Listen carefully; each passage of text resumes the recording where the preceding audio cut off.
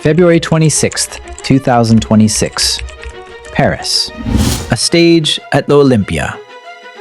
A 64-year-old man walks out in a tailored suit to accept the highest honor French cinema can hand anyone. 48 hours later, half the internet is convinced he's not real. Not he got older, not nice beard, not real. A clone, a body double, a stranger wearing his face like a rental. And here's the part that should actually bother you. Some of the proof people used to back that up, it holds up under pressure. And some of it was flat out invented. Almost nobody checked which was which before they hit share. So today we're doing two things. First, we're going back 250 years to the real secret society that started this whole Illuminati obsession, because the true story is stranger and way better documented than the meme. Then we're landing in Paris, February 2026, and running the Jim Carrey story down ourselves. Every photo, every claim, every expert. By the end of this video, you'll know exactly what happened to Jim Carrey's face. And you'll walk away with something more useful than that. A way to catch the next one of these before it fools you too. Because here's the question nobody answered properly the first time around. If this theory was such an obvious joke, why did it take actual journalists, official statements, and a week of digging to kill it? Let's start at the real beginning, 1776. Quick honesty check. When you hear the word Illuminati, what do you actually picture? Probably a shadow committee. Bankers, pop stars, some guy in a robe running the planet from a boardroom nobody gets invited into. That version? Mostly internet. Mostly built in the last 20 years.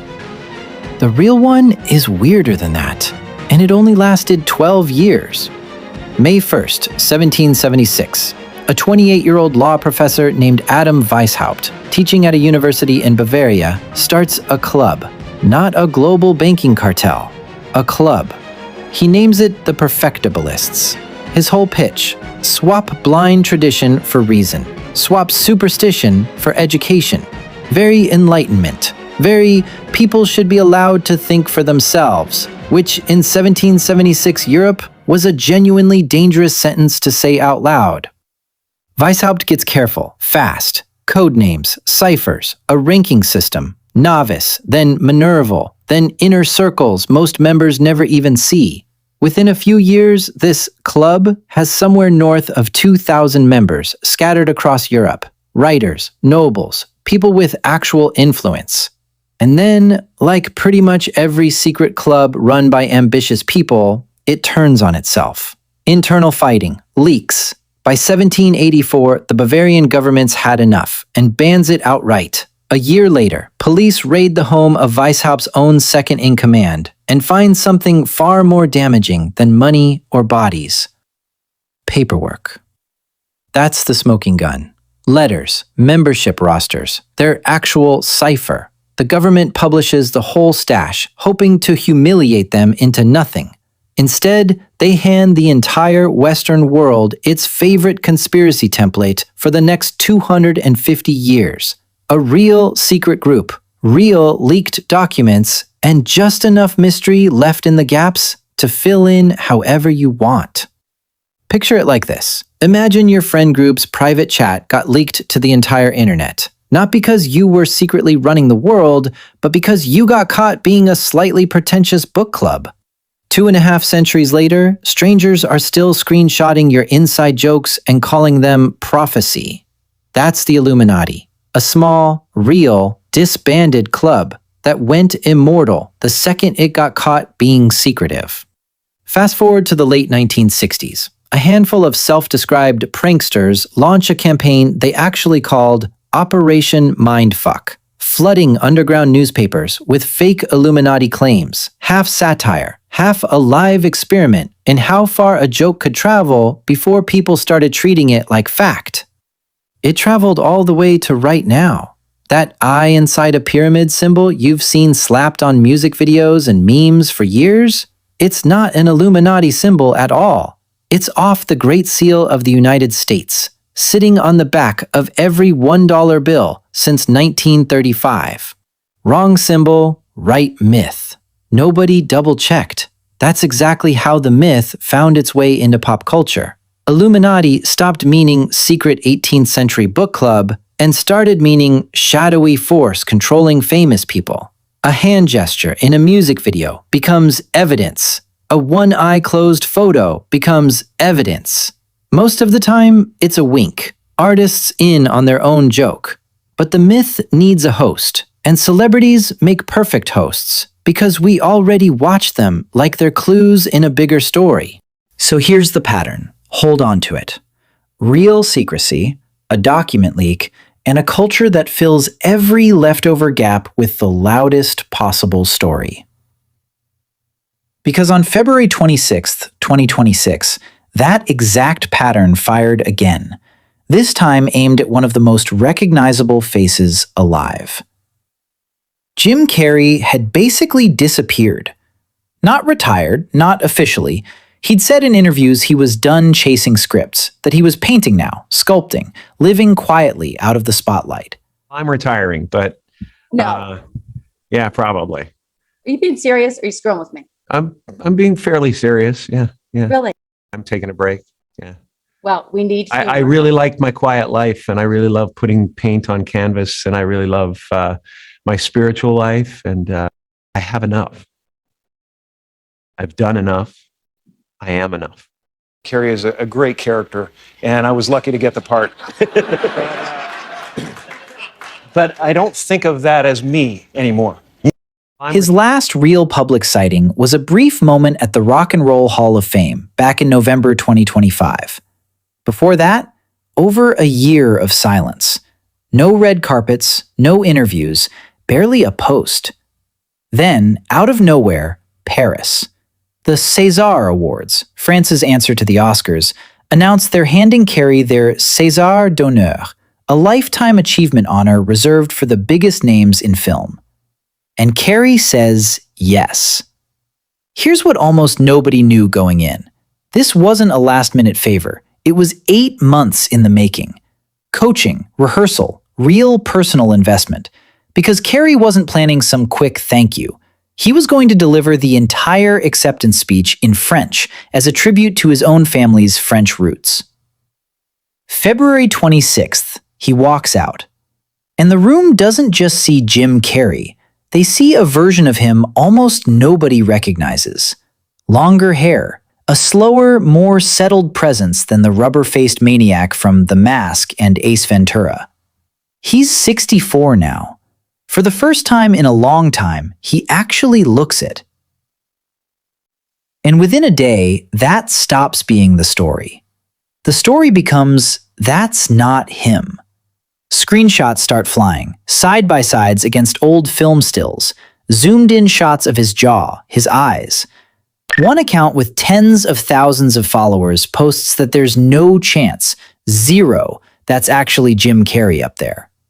People start demanding proof of life, like he's a hostage instead of an award recipient. 5 days later, someone hands the rumor a face. March 1st, a UK-based special effects and drag performer named Alexis Stone, known for wild, exact transformations into people like Donatella Versace and Judy Garland, posts a carousel on Instagram. Caption: Alexis Stone as Jim Carrey in Paris. Real photos of Carrey at the ceremony, sitting right next to a photo of a prosthetic mask, a wig, and a set of fake teeth. No process video, no behind the scenes, which, for a performer who normally documents every step of his transformations, was strange all on its own. Didn't matter. The theory finally had a face. It spread fast enough to rattle people who should have known better. Megan Fox jumped into the comments, saying she couldn't take any more stress until somebody confirmed whether it was real. And once people start hunting for evidence, they always find some. His eyes looked lighter in certain clips. He signed autographs right-handed when plenty of fans swore he was a lefty. And then somebody dug up an old late-night interview, years old, where Carrey, clearly joking around, described using a lookalike to distract paparazzi so he could slip away unnoticed. Yeah, I've done this a few times now, and it's using a decoy. A throwaway bit, a punchline from years back. In 2026, it got repackaged as a confession.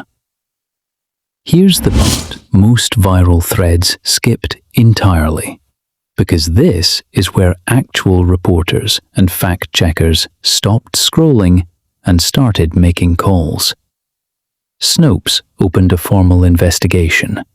So did entertainment desks at Variety, Forbes, and The Hollywood Reporter. Here's what they actually found. Raw footage from the ceremony, not screenshots, the real video, got compared frame by frame against verified images of Carrey from 2024. Same nose, same smile. His voice, delivering an entire speech in French, still carried the same rhythm reporters matched against decades of English-language interviews. And that viral prosthetic photo, the single piece of visual proof the whole theory leaned on, at least one image analysis check flagged it as possibly digitally altered. Stone never posted proof it was anything more than a stunt. Sit with that for a second. The strongest evidence for the entire conspiracy might itself have been fake evidence for a joke that got away from the guy who made it. Meanwhile, the real people involved were reacting to a story that had already outrun them. Gregory Collier, the César Awards general delegate, went on record calling the whole thing a non-issue, describing Carrey's night, his generosity, his emotion on that stage, like a man remembering an actual moment, not managing damage control. Carrey's own publicist confirmed straight to TMZ, he was there, in person, full stop. Jenny McCarthy, who dated Carrey years before, said publicly she had zero doubt it was him, and that what actually struck her wasn't his face, it was how happy he looked. People close to Carrey say the comments about his appearance didn't really get to him. What got to him was something else. A deeply personal tribute, 8 months in the making, turned into a punchline about whether he counted as human. So let's close both loops we opened. Was that Jim Carrey in Paris? Every piece of checkable evidence says yes. Officials on record, by name, matching photos, matching voice, and 0 documented cases of successful human cloning existing anywhere on Earth, which, worth saying plainly, is still true in 2026. So why did it take days of digging to prove something that straightforward? That's the real answer, and it's bigger than one actor's face. Rewind to 1776 for a second. The Illuminati was never a global puppet master. It was a small club that got caught being secretive, and the secrecy itself became the legend, because people hate an unexplained gap. Nobody waited for evidence. They built a myth to fill the space where the facts should have been. Paris, 2026, runs the identical play. Just faster. Jim Carrey stepped out of public life for over a year. That's a gap. He came back different. Older, longer hair, a face that's earned every one of its 64 years. That's another gap. And instead of reaching for the boring, true explanation, a man aged and grew a beard, the internet reached for the loudest possible story. Because the loudest story is always the one that gets shared first and fact-checked last. A disbanded 18th century book club and a genuinely emotional comeback speech, 250 years apart, got run through the exact same machine. Ambiguity goes in, myth comes out. That machine doesn't care if the subject is a long-dead professor or a living man crying on a stage in front of his own family. So here's what you actually walk away with. Next time some replacement theory takes over your feed, Doesn't matter if it's a musician, an actor, a politician. Run it through the 4 questions that would have killed this one in about 10 minutes. Is there one single mastermind supposedly pulling every string? Is a coincidence, an eye color, a camera angle, getting treated like hard proof? Would it take dozens of people staying silent forever to keep it covered up?